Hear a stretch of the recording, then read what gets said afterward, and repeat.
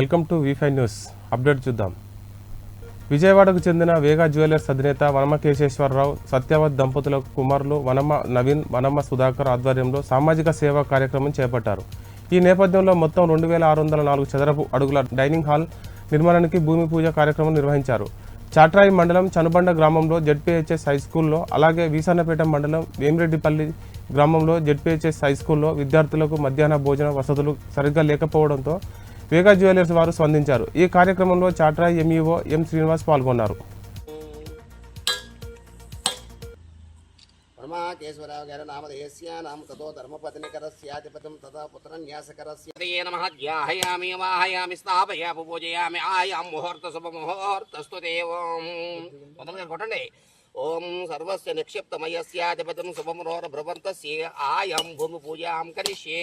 విద్యాలయస్యాధిపతిం సర్వవేదాల శుభప్రదం ఆయాం మోక్ష్యాధిపతిం శుభం భూయాతస్యాధిపతిం నిక్షిప్తకరస్యాధిపతిం భవసన్నిధమురాలయస్యాధిపతిం ఆరంభ ప్రారంభ. కేశవరావు గారు వారి కుమారులు, మరి వారికి పాఠశాల తరఫున సుధాకర్ గారు, అలాగే వారి పెద్ద కుమారులు నవీన్ గారు, వారి అందరికీ కూడా పాఠశాల తరఫున, మా స్టాఫ్ తరఫున, అందరి తరఫున, గ్రామస్తుల తరఫున కూడా కృతజ్ఞతలు తెలియజేస్తున్నాం.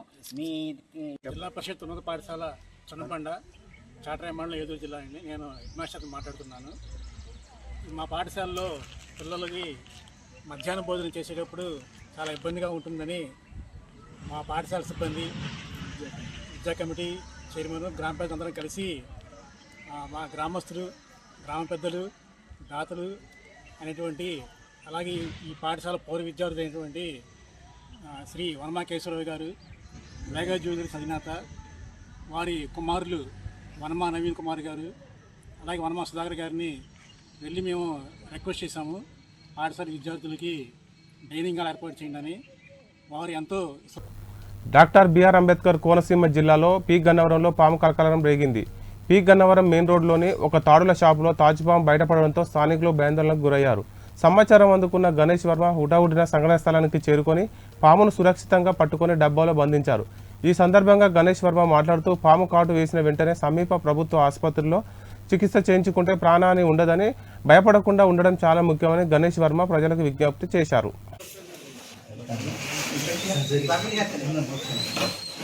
నమస్తే స్వామి.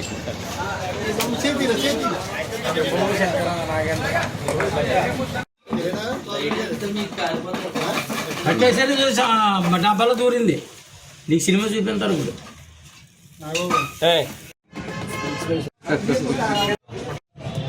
బరకం బేరం వచ్చింది. ఆ బరకంలో తీసేటప్పుడు బరకం తీసి రెండో బేరం కింద ఉంది. అది చూసిన వెంటనే పరిగెత్తి లోపలికి వెళ్ళిపోయింది. ఈ లోకంలో గడిచెట్టి నాగమోహన్ బాగా ఆయన ఫోన్ చేసి అతను తీసుకొచ్చాడు. ఆయన ఇంచెప్పుడు ఫోన్ చేయరు, ఇంచెప్పుడు వచ్చారు. ఆయన ఫోన్ చేసి అరగంట లోపల వచ్చేసాడు. ఉపలగుత్త మండలం ఎక్కడ పాము వచ్చినా నాకు వెంటనే ఫోన్ చేస్తారండి. ఫోన్ చేసిన సమాచారం మేరకు వచ్చి పట్టుకుని ఇట్లా మళ్ళీ వేరే సురక్షితమైన ప్రాంతంలో విడిచిపెట్టేస్తాం. ఎందుకంటే దయచేసి ఎవరు కూడా పామును అయితే చంపద్దు. ఎందుకంటే మనం పాము అని సుబ్రహ్మణ్యేశ్వర స్వామి కష్టికి వెళ్ళి నాగల జ్యోతికి వెళ్ళి పాలు అయ్యి పోతారు. అదే పాము ఇంటికి వచ్చిన వెంటనే దాన్ని కొట్టి చంపేస్తూ ఉంటారు. ఎందుకంటే పాము అన్నది సహజంగా మనిషిని ఎవరిని కూడా ఏం చేయదండి. దాన్ని ఏమన్నా చేస్తేనే కష్టం, కానీ పాము వచ్చి మనల్ని పరిగెట్టి తవరి కట్టడం అనేది ఏమి ఉండదండి. ప్రజలందరూ కూడా, ఎందుకంటే అట్ల బట్టలు జాగ్రత్తగా ఉంటే అవి కూడా మనల్ని ఏం చేయాలి. ఇప్పుడు మీరు ఏమైనా సాక్షి తీసుకుంటారా? ఇది ఏమన్నా మీరు మామూలుగా అయితే సాధారణంగా పెట్రోల్ ఛార్జింగ్ అంటే మాకు ఇప్పుడు ఎటువంటి గవర్నమెంట్ స్నేక్ క్యాన్సర్ వరం అండి, అమలాపురం అండి మాది. ఇలాగ గన్నవరం ఒక వచ్చేనండి అండి అమలాపురం అండి. డాక్టర్ బిఆర్ అంబేద్కర్ కోనసీమ జిల్లా అంబాజ్పేట మండలం గంగులకూరు అగ్రహారం వేదికగా శెట్టి బలిజ ఆత్మీయ సమ్మేళనం ఉత్సాహంగా జరిగింది. గంగులకూరు అగ్రహారం శెట్టి బలిజ సంఘం అధ్యక్షుడు మట్టపర్తి మీరా సాహెబ్ అధ్యక్షతన జరిగిన ఈ కార్యక్రమానికి తెలుగుదేశం పార్టీ పొలిట్ బ్యూరో సభ్యుడు, శాసన మండలి మాజీ డిప్యూటీ చైర్మన్ రెడ్డి సుబ్రహ్మణ్యం ముఖ్య అతిథిగా హాజరై ప్రసంగించారు. రాష్ట్ర ప్రభుత్వం వెంటనే కులగణన చేపట్టి జనాభా ప్రాతిపదికన రిజర్వేషన్లు పెంచాలంటూ రెడ్డి సుబ్రహ్మణ్యం ప్రవేశపెట్టిన తీర్మానాన్ని సభ ఏకగ్రీవంగా ఆమోదించింది. ఈ కార్యక్రమంలో ఎమ్మెల్సీ కుడిపూడి సత్యనారాయణరావు, తెలంగాణ రాష్ట్ర శెట్టి బలిజ సంఘం అధ్యక్షులు గుత్తుల మీరాకుమార్, రాష్ట్ర శెట్టి బలిజ కార్పొరేషన్ చైర్మన్ కుడిపూడి సత్యబాబు, ఇతర నాయకులు పెద్ద సంఖ్యలో కార్యకర్తలు పాల్గొన్నారు. స్థానిక సర్పంచ్ దొంగనాగేశ్వరరావు గారు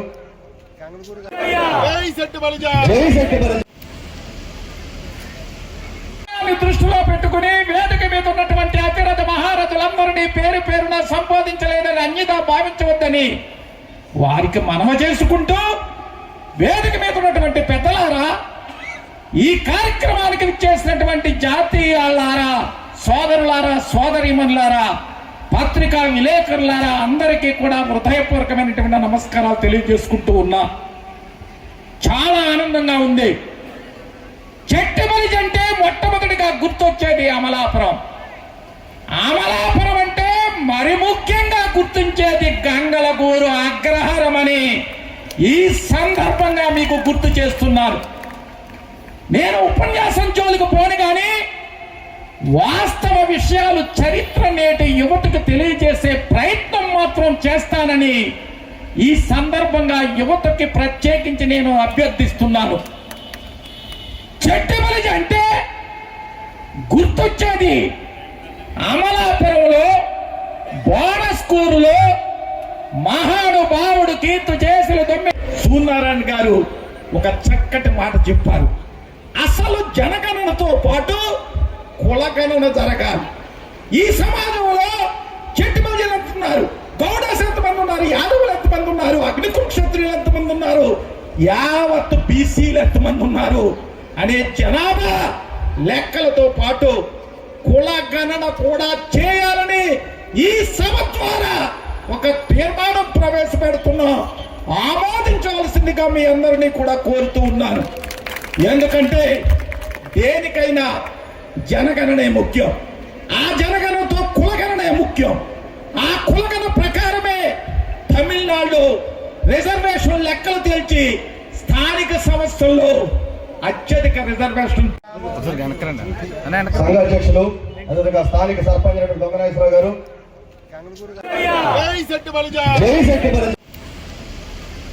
ములుగు జిల్లా పర్యటన సందర్భంగా రాష్ట్ర ముఖ్యమంత్రి రేవంత్ రెడ్డి కన్నాయిగూడెం మండలం తుపాకులగూడెం గ్రామంలో ఉన్న జె చొక్కారావు దేవాదుల ప్రాజెక్టులపై అధికారులతో సమీక్షా సమావేశం నిర్వహించారు.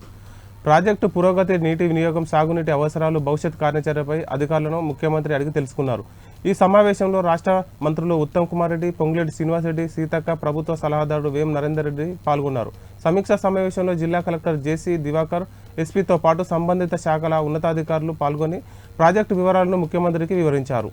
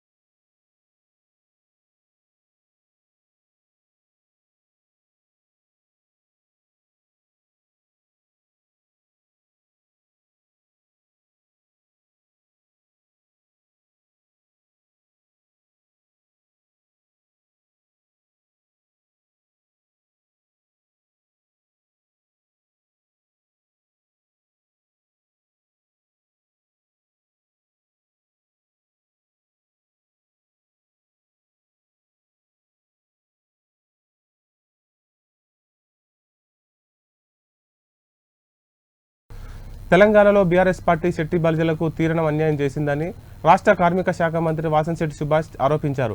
డాక్టర్ బిఆర్ అంబేద్కర్ కోనసీమ జిల్లా అంబాజ్పేట మండలం గంగులకూరు అగ్రహారంలో జరిగిన శెట్టి బలిజ సామాజిక వర్గుల ఆత్మీయ సమావేశంలో ఆయన ప్రసంగించారు.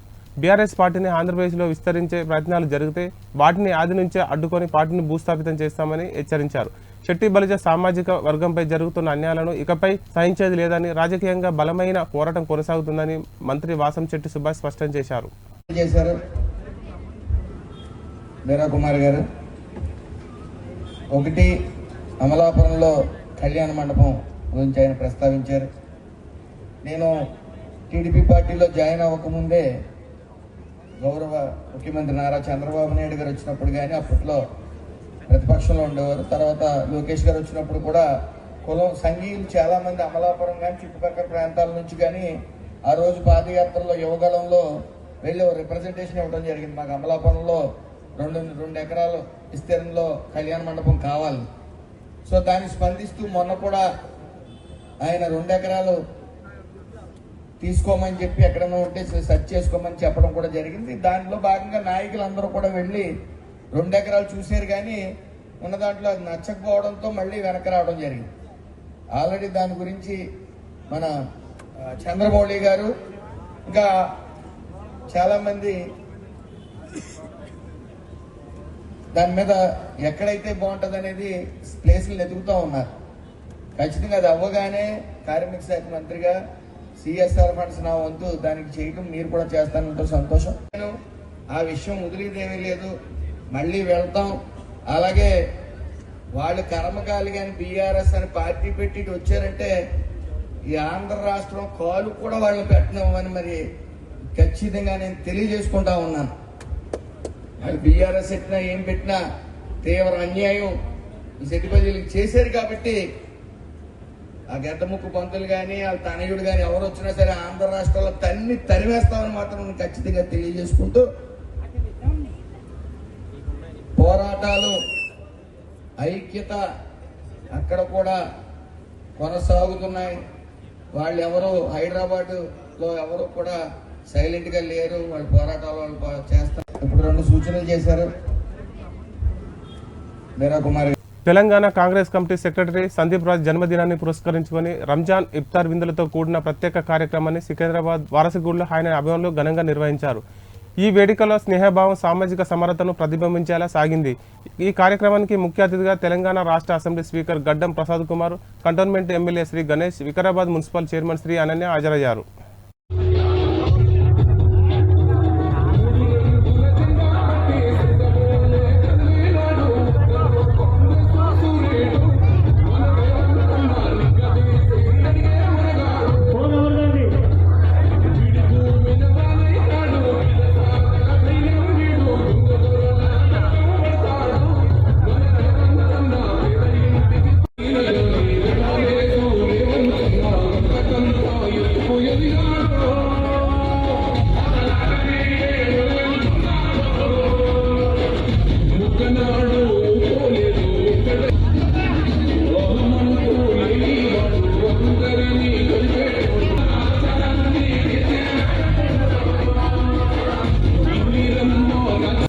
భద్రాద్రి కొత్తగూడెం జిల్లా దుమ్ముగూడెం మండలం చిక్కుడుగుంట, దమ్మకపేట గ్రామాల ప్రజలు ప్రధాన రహదారిపై ఆందోళనకు దిగారు. ఈ సందర్భంగా గ్రామస్తులు మాట్లాడుతూ రహదారిపై నిత్యం లారీలు రద్దీ అధికంగా ఉండడంతో దుమ్ము ధూళి వల్ల తీవ్ర ఇబ్బందులు పడుతున్నామని ఆవేదన వ్యక్తం చేశారు. సమస్యను వెంటనే పరిష్కరించాలని డిమాండ్ చేస్తూ రహదారిపై ధర్నా నిర్వహించారు. ఆందోళన కారణంగా పలు వాహనాలు రహదారిపై నిలిచిపోవడంతో ట్రాఫిక్కు తీవ్ర అంతరాయం ఏర్పడింది. సమాచారం అందుకున్న అధికారులు సంఘటన స్థలానికి చేరుకొని పరిస్థితిని సమీక్షించి సమస్య పరిష్కారానికి చర్యలు తీసుకుంటామని హామీ ఇచ్చారు.